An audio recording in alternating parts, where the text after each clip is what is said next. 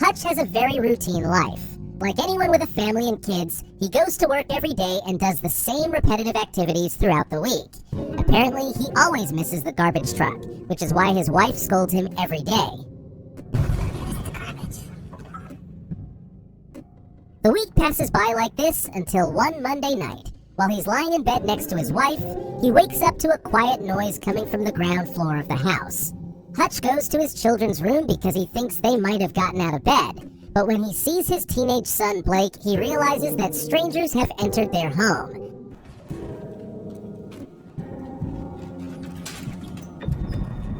Before Hutch can call the police, the burglars spot him and start extorting him. They take his wedding ring because they are just an ordinary family and don't have anything valuable in their house. When the thief is trying to take Hutch's watch from his hand, Hutch manages to notice the tattoo on the thief's hand. A bit later, Blake gets into a fight with the thief. Now would be a good time for Hutch to hit the bad guy from behind, but it seems he doesn't have the courage to do so, and he asks his son to let the thief go. Blake is shocked by his father's decision, but in the end, he lets the thief go, which results in him getting punched hard in the face. Hutch tells them to leave the house and not harm his family. The inexperienced thieves leave the house safely and manage to escape. Blake is upset with his father's behavior and goes back to his room. When the police arrive at the scene, Hutch is blaming himself for how he let the safety of his family be threatened by a pizza box. The thieves manage to enter their house by using a pizza box and cause damage. Blake admits that his father had a golden opportunity to hit the thieves but chose not to. After this incident, Hutch is seen as a weak person because he didn't have the courage to fight the burglars. The distance between him and his wife in bed shows that he even has problems in his emotional relationship. The days pass by, and Hutch's repetitive loop continues. Blake needs to interview a veteran for a school project. Unfortunately, his father has never even touched a gun, so he has to turn to his uncle and grandfather, completely disappointed in his father's bravery. Becca gives Hutch a final warning about the garbage, which becomes the last straw, making him lose control. Even his next-door neighbor's words annoy Hutch and crush his self-confidence, but Hutch still stays quiet. His workplace is in his father-in-law's family business, which means he lives under constant pressure. Charlie hears about the robbery, so he gives Hutch a loaded gun so that next time a thief enters his house, he can protect his sister and her kids. Despite his reluctance, Hutch accepts the gun and hides it in the fridge in his office. Eddie supports Hutch and asks him to talk about Hutch's proposal to buy the family company. Hutch has been trying to buy his father-in-law's company after years of hard work and saving, but Eddie rejects his offer, looking for a better deal.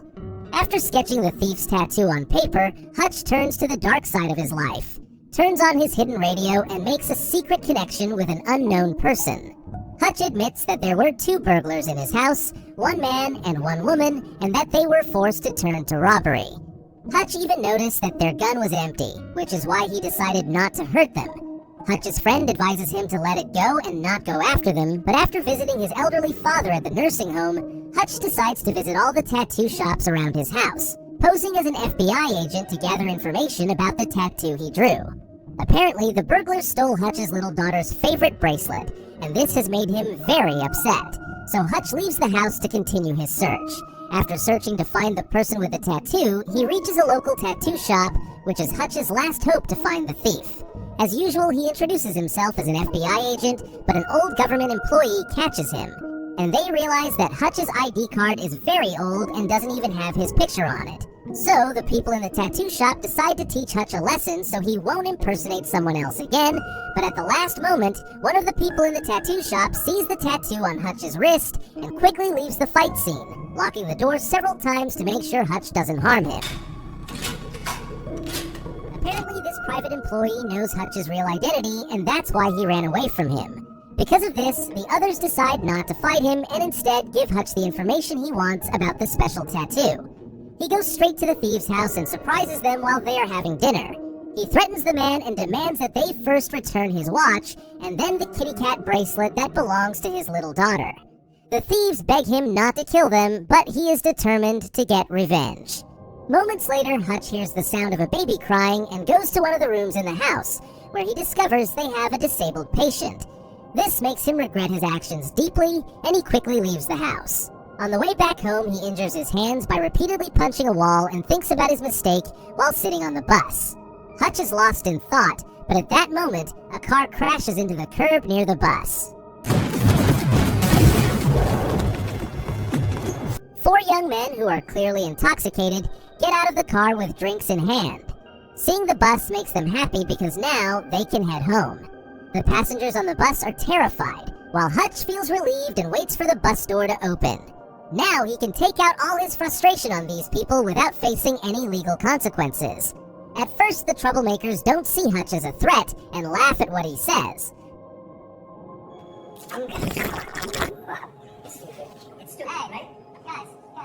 But after a heavy fight, he injures all of them and makes it difficult for them to drag him off the bus, even for a moment.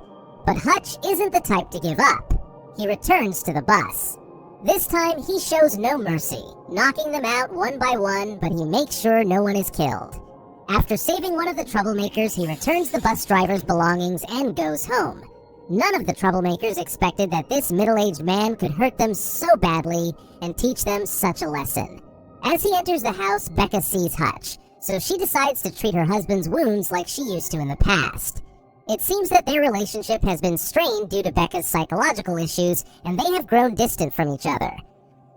I miss you. Hutch asks his wife to remember the past so they can reignite the love between them because he's tired of pretending and wants to show his true self. After this conversation, Becca decides to break down the wall between them after so many years. In another part of the city, a man named Yulian Kuznetsov is heading to his nightclub. Once there, he greets his guests and joins them in dancing and partying, appearing to be in a good mood. A little later, he and his men approach his most loyal customers. Yulian is in charge of guarding the dirty money of the Russian mafia living in America, a network called Abshek. This organization launders money for them and acts like a bank, transporting their assets to keep them safe. Apparently, they are unhappy with Yulian's childish behavior and ask him to be more serious, given his responsibility for so much money belonging to so many people. In response, Yulian kills one of the investors in front of everyone to teach them a lesson and show them what he's capable of. Just then, Yulian gets a phone call informing him that his brother is in the ICU at the hospital and is severely injured. One of the troublemakers from the bus was Yulian's brother, and after punishing his men, Yulian starts looking for the person responsible for this. With only 2 days left before Yulian retires from Abshek, he must now find the person who challenged his position using nothing more than a bus pass. The next day, Hutch starts his morning in a better mood, and after taking a shower, he begins preparing breakfast for his kids. The house phone rings and Hutch learns from his informant that the people he beat up on the bus were not ordinary people. He needs to visit an old colleague to get more information. Hutch promises to make a delicious lasagna for his family tonight so they can enjoy a peaceful family dinner after a long time.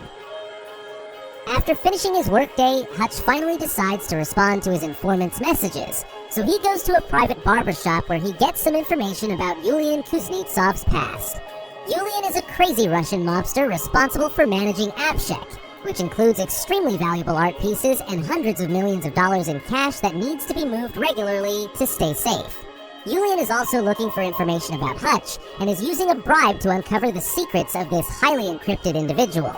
After much difficulty, they find out through manual searching that Hutch is a special agent for a secret organization in America, known by the code name Nobody. Now that Yulian knows who he's dealing with, he orders his men to bring Hutch to him alive because he's a unique case. During the promised family dinner, Hutch notices a few cars stopping near their house, so he guides all his family members to the protected basement of their home and asks them to stay there. After kissing Becca, he closes the basement door, cuts off the electricity to the house, and prepares to welcome his uninvited guests. One by one, he brutally eliminates the intruders, killing them as if it were a routine task for him.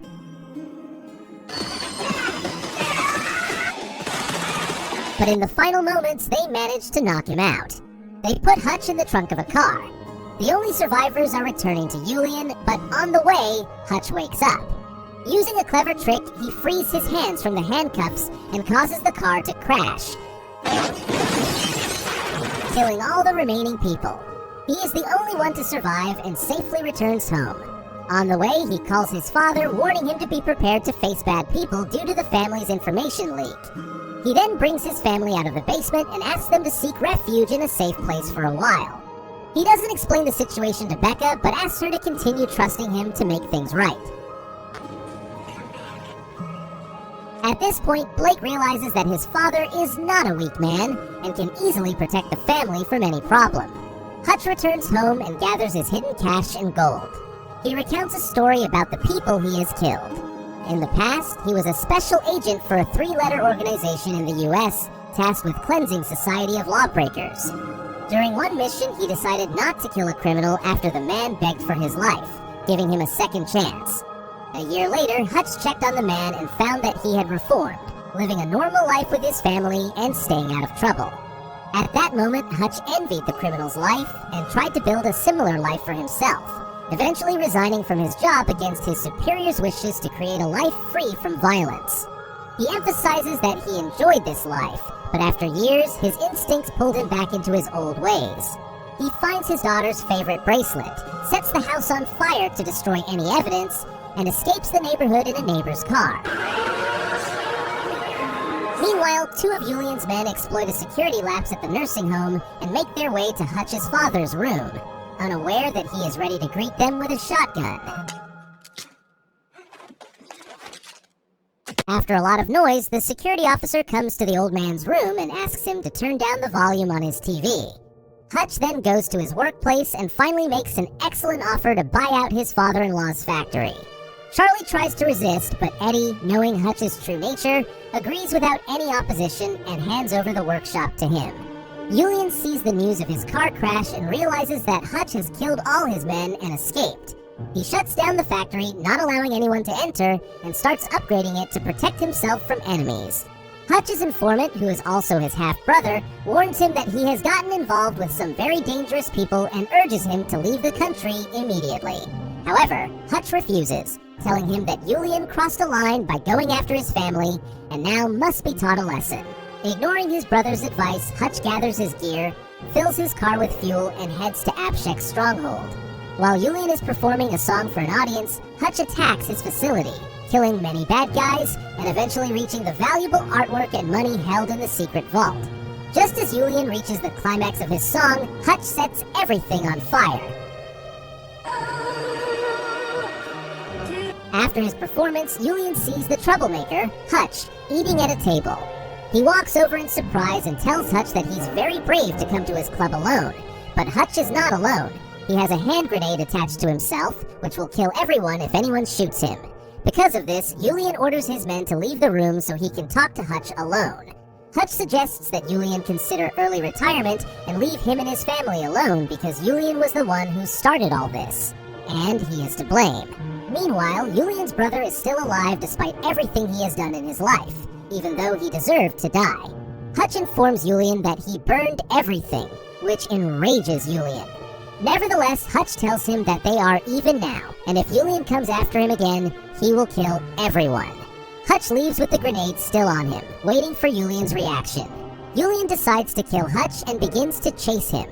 The Mafia members try to take out Hutch before he reaches his destination, but Hutch uses a clever technique to get rid of them and heads to his clothes factory. It appears that Hutch's plan is to lure them into the abandoned factory. There are many thugs, and they almost manage to hurt Hutch, but at that moment he realizes that his half-brother and father have come to the factory to help him. They engage the enemies, allowing Hutch to retreat inside. It seems that violence runs in Hutch's family, and they all enjoy these fights, even his elderly father. Hutch disables Julian's men using traps he has set up throughout the factory, injuring Julian. Together, they eliminate all of Julian's men. Julian personally enters the fray, and after injuring Hutch's brother, heads toward them. They are out of ammunition and have no bullets left to fire. After burning down Abshek's warehouse, Julian has no choice but to kill Hutch. He threatens to go after Hutch's family and take revenge after killing the 3 of them. Using his hand grenade and a bulletproof glass door in the factory, Hutch approaches Julian and detonates the grenade, killing Julian before he can say more. After causing a good deal of destruction, they manage to neutralize all the gang members together. After finding a stray cat, Hutch calls Becca, thanks her for all the years they've spent together, and asks her for another chance to live as his true self and protect them as a family. This is the full story of what happened to Hutch. and he always tells the investigators not to ask questions about the details. He introduces himself as Nobody, which the investigators take as a sign of Hutch's arrogance. After a secret call, they realize Hutch's true identity, and he continues smoking his cigarette. 3 months later, Hutch and Becca are looking for a new house equipped with a basement so Hutch can continue his escapades. In the final scene, it is shown that Hutch's half-brother and father are traveling to another country, with a truckload of weapons in the back of their van being the reason for their road trip.